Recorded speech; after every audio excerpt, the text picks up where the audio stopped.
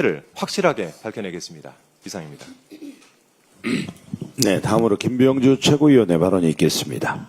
대한민국 대통령 이재명, 지난 3년 동안 얼마나 불러보고 싶었는지 모릅니다. 마음껏 부를 수 있게 해주신 국민께 진심으로 감사드립니다. 민주당은 이재명 정부 성공을 위해 최선을 다하겠습니다. 내란을 종식하고 국민의 삶을 개선하기 위해 모든 역량을 집중하겠습니다. 국민과 함께 걷겠습니다. 국민이 주인인 나라, 국민이 행복한 나라를 만들겠습니다. 어제 이재명 대통령께서 처음으로 용산 대통령 집무실을 갔습니다. 이후에 소감을 발표했는데 무덤과 같다. 그 안에는 컴퓨터도 없고 프린터도 없고 하다못해 필기구조차도 없더라. 텅텅 비었다라고 말씀하셨습니다. 도대체 이러한 것이 있을 수가 있습니까? 역사는 지속 발전해야 됩니다. 대통령실은 우리 대한민국호의 컨트롤타워입니다. 컨트롤타워는 하루도 중지됨이 없이 발전해야 되는데 이렇게 할 수가 있습니까? 새로운 컴퓨터를 설치하고 시스템을 갖추는 데는 최소한 2주 걸립니다. 그리고 그 인적 자원들이 다시 시스템을 만드는 데는 수개월이 걸립니다. 옛날 전술에 보면 청야 전술이 있습니다. 지금 청야 전술을 썼다고 봅니다. 청야 전술은 사전 초토화 전략입니다. 후퇴할 때 철저히 들판에 있는 곡식도 다 태워버리고 건물에 있는 옷이며 모든 것을 파괴하고 못 쓰게 하고 후퇴하는 거죠. 그러면은 적들이 왔을 때 쓸 수 있는 것이 없으니까 하는 그 전술입니다. 이것은 아주 불리할 때 적에게만 쓰는 겁니다. 이것은 또 아군에게도 피해가 너무 크기 때문이죠. 지금 윤석열 정권 역시 내란 수계, 내란 정권 같습니다. 12.3 내란으로 우리 대한민국을 초토화시키더니 물러날 때도 이렇게 초토화하고 하는 겁니까? 국민은 안중에도 없고 대한민국 발전은 안중에도 없는 겁니까? 도대체 이러한 정권이 역사상 있었습니까? 아마 세계 역사상 이러한 정권은 없었을 겁니다.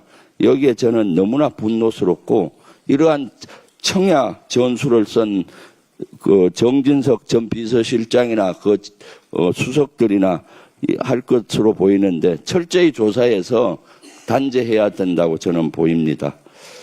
오늘 3가지 특검법을 본회의에 상정합니다.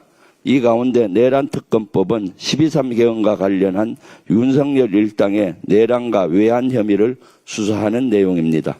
내란 종식이란 이재명 정부의 공약이 온전하게 첫걸음을 내디딜 수 있도록 민주당이 돕겠습니다.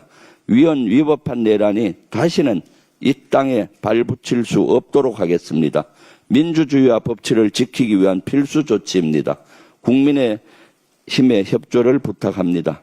최상병 특검법은 해병대원 순직 사건과 관련한 수사 외압과 은폐 의혹이 주요 수사 대상입니다. 사건이 발생한 지 2년이 다 되어 가는데 아직도 진실을 밝혀지지 않고 있습니다. 항명 혐의로 기소된 박정훈 대령도 온전하게 명예를 회복하지 못했습니다. 만약 최상병 사건을 제대로 파헤치지 못한다면 앞으로 대한민국은 어떻게 되겠습니까? 우리 부모님이 나라를 믿고 자녀를 군대에 맡길 수 있겠습니까? 우리 군인들은 부당한 명령에 대해 당당하게 거부할 수 있겠습니까? 특검법 통과는 정의롭고 안전한 대한민국을 만드는 초석입니다. 특히 수사 외압과 관련한 의혹은 최근에 또 드러났습니다. 이른바 VIP 경로설 당일인 2023년 7월 31일 당시 이종섭 국방장관은 800에 7070으로 걸려온 전화를 받았습니다. 윤석열의 전화로 추정됩니다. 하지만 조사가 제대로 이루어지지 않아 밝히지 못했습니다. 그런데 이제 경향신문 보도에 따르면 그 전화의 발신지는 당시 윤석열이 사용했던 대통령실 공간이었다고 합니다. 전화를 건 시각도 오전 11시 54분으로 업무 시간입니다.